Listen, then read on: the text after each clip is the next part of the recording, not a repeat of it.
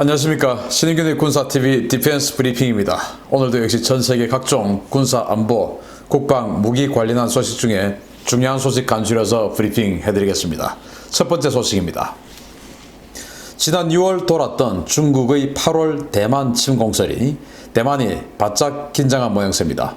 대만 공군이 최근 대만 해협 일대를 초계하는 전투기에 공대함 미사일 실탄을 장착한 사실이 확인됐다는 소식입니다.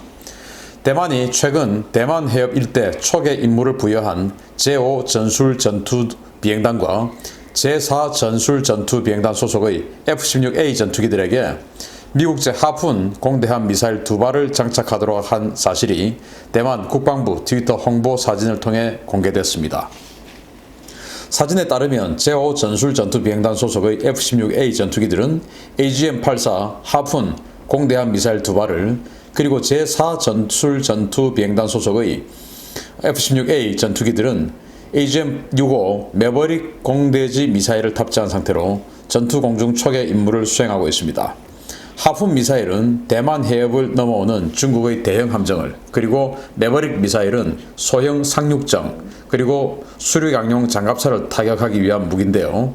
군사 전문지 더 드라이브는 이 같은 상황이 최근 중국발 안보 위협에 대한 대만의 공포를 반영한 것이라고 분석했습니다.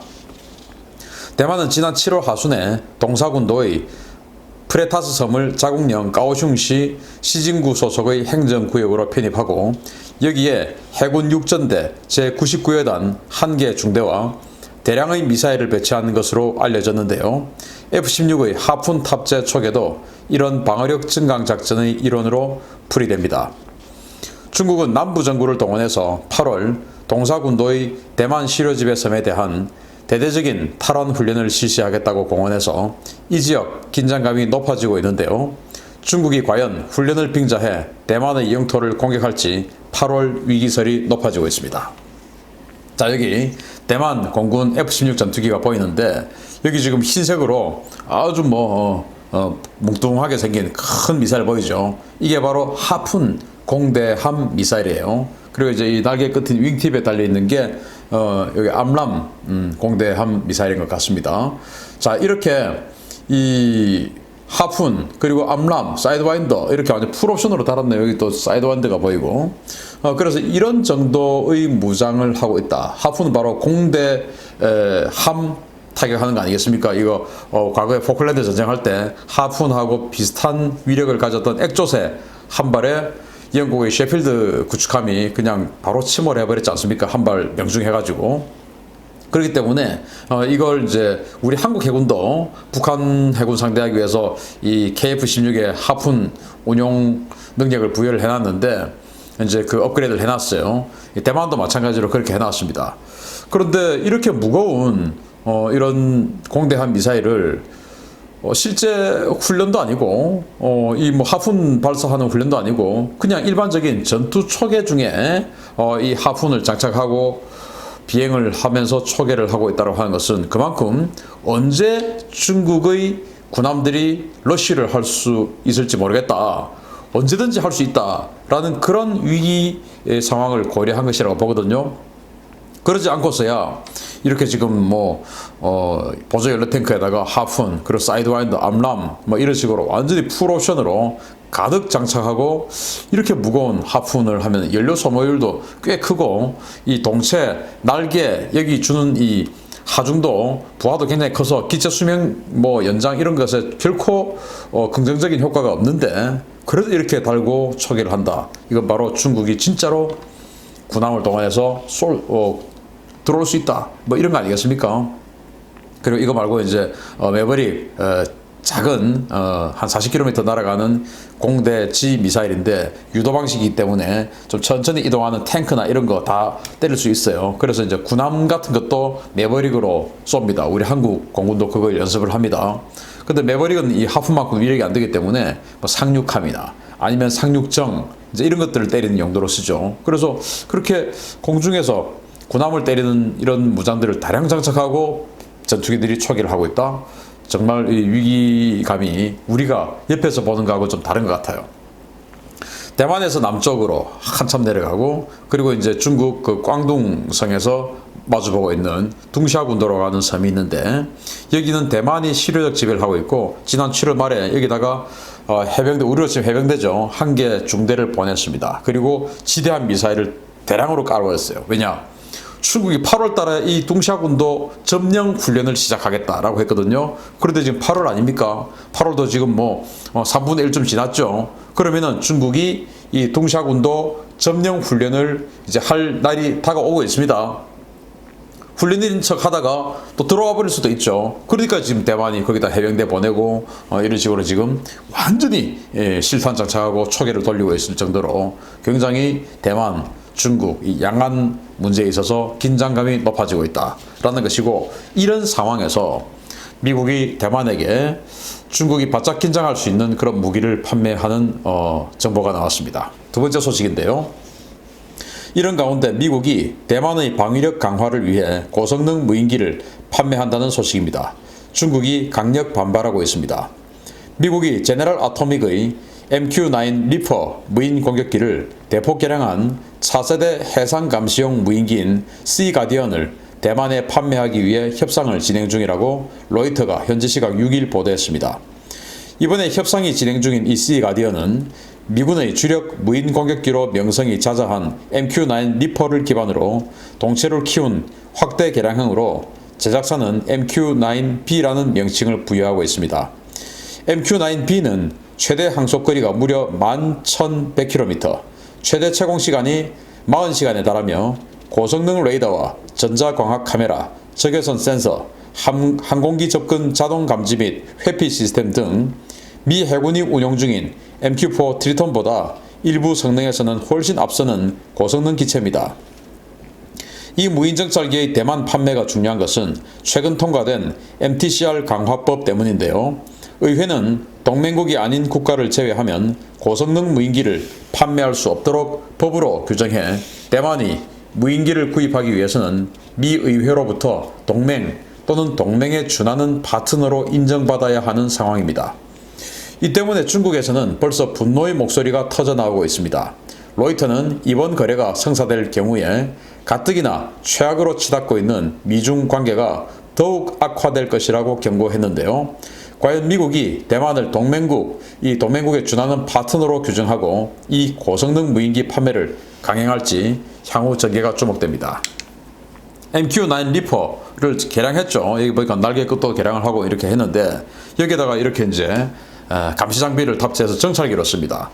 그런데 이 해상 정찰기로 쓰는 게 지금 뭐 대표적인 게 글로벌 호크를 해상용으로 개장한 트리톤이 있죠. 그 트리톤 같은 경우에 이거보다 이제 나은 점은 이 씨 가디언 같은 경우는 한 12에서 13km 고도를 비행을 해요. 한 4만 피트. 그런데 이제 글로벌 호크, 트리톤 이런 것들은 한 20km 이상의 고도를 비행을 하기 때문에 아주 고고도 무인기입니다. 그래서 고도가 훨씬 높기 때문에 이제 어떤 그 전투기에게 공격을 받을 가능성이 상대적으로 적죠. 전투기가 이제 거기까지 잘 올라오지는 못하니까. 이제 그런 장점이 있는데 가격은 또 비싸다는 단점이 있고, 근데 이 리퍼는 그 정도 고도로는 올라가지 않기 때문에 가격은 좀 싸죠. 그런데 그 트리톤보다 더 강점이 뭐냐 하면은 무장을 장착할 수 있다는 겁니다. 무장. 글로벌 호크나 트리톤은 무장은 못 달죠. 감시 장비만 달 수 있고, 또 두 번째는 이 트리톤 같은 경우에는 고고도로 이렇게 비행을 하다 보니까 항공기하고 이렇게 부딪힐 때 이제 무인기니까 알아서 그냥 이렇게 자율적으로 경로를 입력해 놓으면 알아서 비행을 하지 않습니까? 그런데 일반 항공기가 만약에 올 때 그걸 이제 좀 위협을 감지하고 이렇게 회피 기동을 해야 되는데, 이 트리톤이나 글로벌 호크는 그 회피 기동을 할 수 있는 능력이 없어요.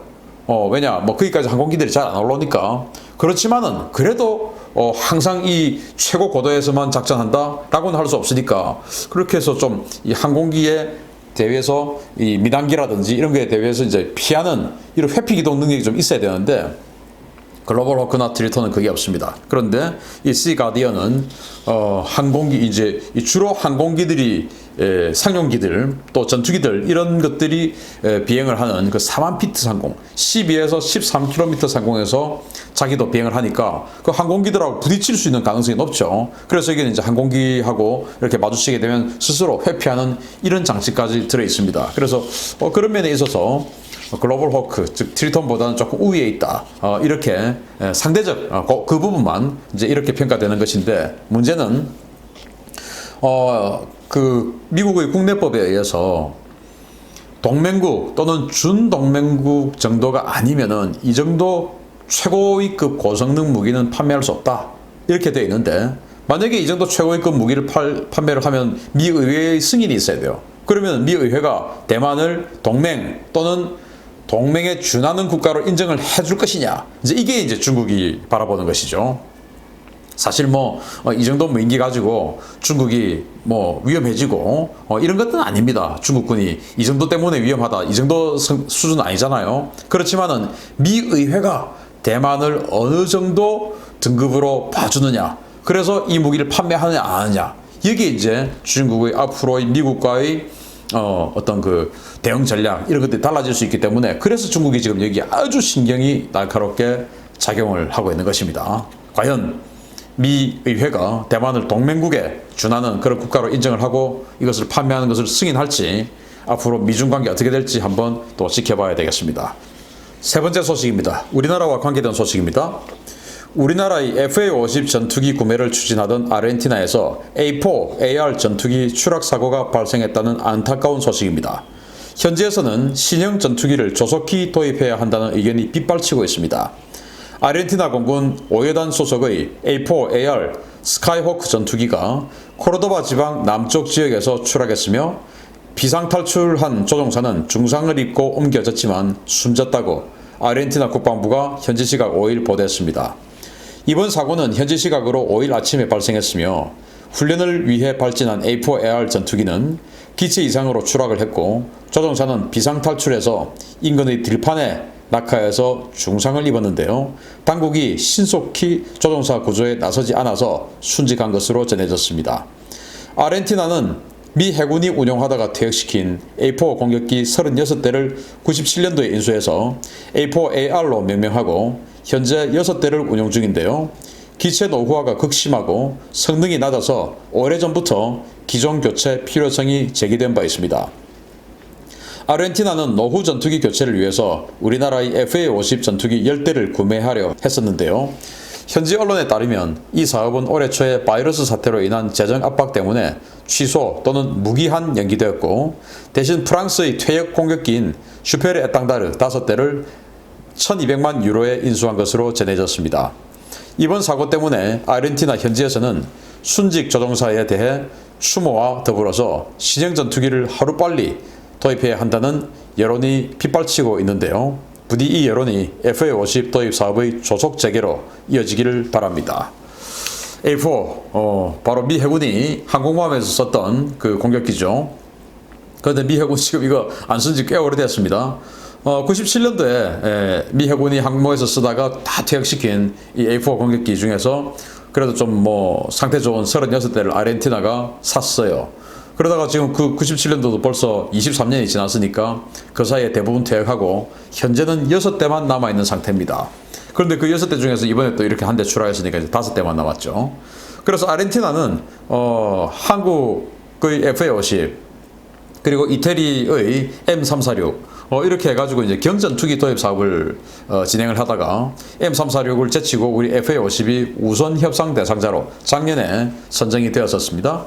그래서 작년 7월 이맘때 그 APEC 정상회담 할 때 일본에서 아르헨티나 대통령이 우리 대한민국 대통령을 만나서 빨리 그거 좀 처리하자 해가지고 이제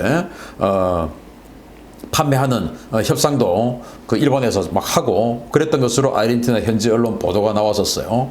그런데 이제 당시 대통령이 10월 달에 대통령 선거를 치러서 졌습니다. 그래서 이제 여기는 중도 우파였는데 지금은 좌파 대통령이 들어왔어요. 그래서 중도 우파 대통령이 추진했던 일들 대부분 지금 엎고 있는 그런 상황인데 포퓰리즘이 완전 극치입니다. 아르헨티나 아시지 않습니까? 포퓰리즘 때문에 나라 완전히 망했는데 아직도 지금 사실은 제대로 정신 못 차리고 더 지금 막 그러고 있거든요. 근데 이제 그런 포퓰리즘 해야 되는데 전투기 살 돈이 어디 있겠습니까? 뭐 그런 여러 가지 상황이 겹쳐서 또 올해 초에 코로나 상황 겹쳐서 전투기 그냥 무기 연기하자 해가지고 뭐 현지 언론 일부는 보면은 완전 끝났다 뭐 이런 분석도 있고 막 그래요. 자, 이런 와중에 이 아르헨티나는 전투기가 없으니까 안 되겠다 해가지고 프랑스 해군이 샤를 드골 항공모함에서 라팔 전투기가 완전히 배치되기 전까지 썼던 그 슈페르 에땅다르 공격기 용도로 썼죠. 그 슈페르 에땅다르 이제 라팔이 다 배치가 됐으니까 퇴역을 시켰습니다. 그 슈페르 에땅다르 5대를 또 중고로 1200만 유로에 사온 거예요. 그러니까 굉장히 싸게 사왔죠. 왜냐, 아르헨티나는 이 슈페르 에땅다르를 많이 운용을 했었고, 또 그 슈페르 에땅다르에 대한 향수가 좀 있어요. 왜냐, 포클랜드 전쟁할 때 그 슈페르 에땅다르 액조세를 달고 가가지고 영국 구축함 셰필드를 격침시켰지 않습니까? 자기네들이 많이 운영해봤고 하니까 그 슈페르 에땅다르 이제 프랑스가 최근까지 쓴 거 그거 좀 사왔어요. 그런데 그 슈페르 에땅다르나 이 A4나 이게 21세기형 전투기는 아니죠. 레이더도 제대로 없고. 그래서 이 FA-50 사업 빨리 재개해야 된다. 라는 그런 일부 목소리도 있고요. 그리고 이제 아르헨티나 정부는 이제 모르쇠로 지금 뭐 이렇게 하고 있는 것 같은데. 아무튼 뭐 사고로 인해서 정말 조종사가 사망을 해서 참 안타까운데 어쨌든 이 사고로 인해서 자칫 지금 뭐 사라질 위기에 있는 이 FA-50 아르헨티나 수출이 재개되었으면 좋겠다. 미국의 T7, 이 보잉의 T7이죠. T50을 꺾고 미국 공군 훈련기 사업을 먹었던 그 T7이 지금 공격기 버전을 개발해서 시장에 출시한다고 하는데, 그러면 또 우리 FA-50보다 훨씬 싸겠죠. 그러니까 그런 T7 나오기 전에 빨리 FA-50을 아르헨티나에 팔았으면 좋겠는데, 아르헨티나가 과연 이번 사고를 당하고도 해나갈지, 아니면 슈페르 에땅다르를 올해 5월에 중고로 5대를 도입을 한 거 보면 아예 전투기 이제 안 살 거라고 결심을 한 것인지 좀 걱정스럽습니다. 마치겠습니다. 감사합니다.